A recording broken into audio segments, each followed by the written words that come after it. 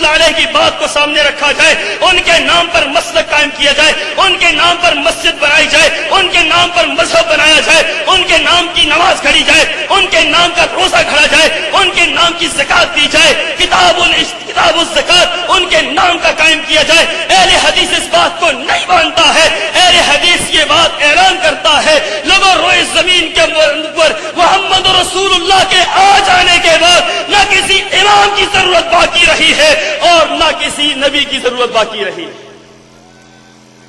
رسول اللہ صلی اللہ علیہ وسلم یہ آخری نبی ہے اور آپ بتا کر گئے ہیں ترکت فیکم امرین، کتنی سادہ اور کتنی واضح سی بات ہے۔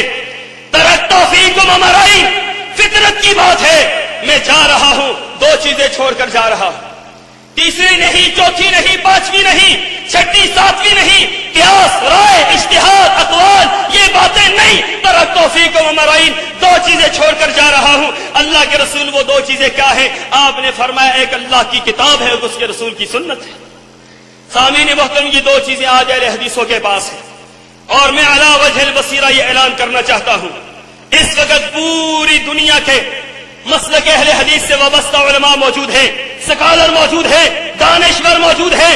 میں یہ اعلان کرنا چاہتا ہوں، علی وجہ البصیرہ یہ اعلان کرنا چاہتا ہوں، علامہ احسان الہی ظہیر شہید رحمت اللہ علیہ کلمہ کہہ کر جایا کرتے تھے، وہ کہا کرتے تھے یہ صدی اہل حدیث کی صدی ہے۔ میں بھی علامہ صاحب کی اس بات کو تھوڑا سا آگے بڑھا کر کہتا ہوں، واقعتاً یہ صدی اہل حدیث کی صدی ہے، یہ صدی اہل حدیث کی صدی ہے۔ لیکن اگلی بات میں یہ کرنا چاہتا ہوں، میری تجربات کی روشنی میں، میں نے کتاب و سنت کا مطالعہ کیا ہے، اس کی روشنی میں میرا نقطہ نظر یہ ہے، زندگی اہل حدیث کی زندگی ہے، جینا اہل حدیث کا جینا ہے اور مرنا اہل حدیث کا مرنا ہے۔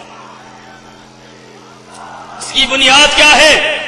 اہل حدیث مکتبہ فکر کتاب و سنت کی بنیاد رکھتا ہے، اللہ کے فضل سے اور اس کے احسان سے۔ سامعین محترم میں یہ بات عرض کرنا چاہوں گا کہ کیوں زندگی اہل حدیث کی زندگی ہے، کیوں جینا اہل حدیث کا جینا ہے۔ اہل حدیثوں اگر اہل حدیث نہ ہوتے پتہ نہیں کس دربار پر جا کر سجدے کر رہے ہوتے، اور اگر اہل حدیث نہ ہوتے پتہ نہیں کس دربار پر جا کر اپنی پیشانیاں رگڑ رہے ہوتے، اگر اہل حدیث نہ ہوتے تو پھر 10 محرم کو ماتم کرتے ہوتے، اگر اہل حدیث نہ ہوتے پھر گھوڑے کے نیچے سے گزرنا پڑتا، اہل حدیث نہ ہوتے پھر باول حق کے دربار پر جا کر ناک کو رگڑنا پڑتا، اگر اہل حدیث نہ ہوتے کبھی کس دربار پر جاتے، کبھی کس دربار پر جاتے۔ لوگوں اللہ کا شکر کرو، اللہ نے اہل حدیث بنایا ہے تو پھر یہ بات کہنی پڑے گی، پھر یہ بات ماننی پڑے گی، زندگی اہل حدیث کی زندگی ہے، جینا اہل حدیث کا جینا ہے اور مرنا اہل حدیث کا مرنا ہے۔ جب لوگ مرتے ہیں کوئی کیا کرتا ہے، کوئی کیا کرتا ہے، کوئی 11ویں پکاتا ہے، کوئی چوتھا پکاتا ہے، کوئی 7واں پکاتا ہے، کوئی 10واں پکاتا ہے۔ اہل حدیث کیا کرتے ہیں؟ اہل حدیث اتنی دعائیں مانگتے ہیں، نماز جنازہ کے اندر وہ دعائیں مانگتے ہیں، وہ مسنون دعائیں پڑھتے ہیں کہ اللہ ہمارے بھائی کی مغفرت کر دے، اللہ ہمارے بھائی کی بخشش کر دے، اللہ اس کی خطاؤں کو معاف کر دے۔ تو یہ بات کہنی پڑے گی، زندگی اہل حدیث کی زندگی ہے، جینا اہل حدیث کا جینا ہے اور مرنا اہل حدیث کا۔ سامعین محترم میں آخر میں ایک بات آپ سے عرض کرنا چاہوں گا، یہ سٹیج اہل حدیث کا ہے اور سجایا مرکزی جمعیت اہل حدیث نے ہے۔ اللہ تعالی لمبی عمر اور علم و عمل صحت سے حضرت الامیر کو نوازے کہ ان کی آج سرپرستی میں دنیا کے تمام اہل حدیث اکٹھے ہوئے ہیں۔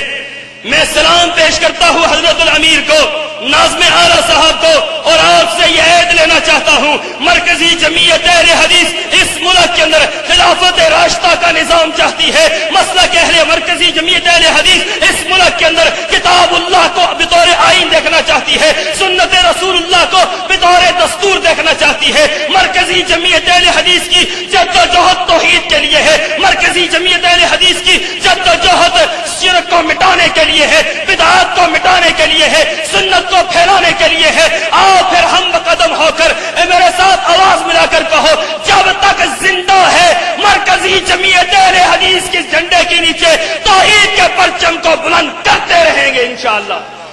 اپنے ہاتھوں کو بلند کر کے کہو انشاءاللہ جب تک زندہ رہیں گے اس پرچم کے سائے تلے توحید کی آواز کو بلند کرتے رہیں گے. وآخر دعوانا الحمدللہ. بسم اللہ الرحمن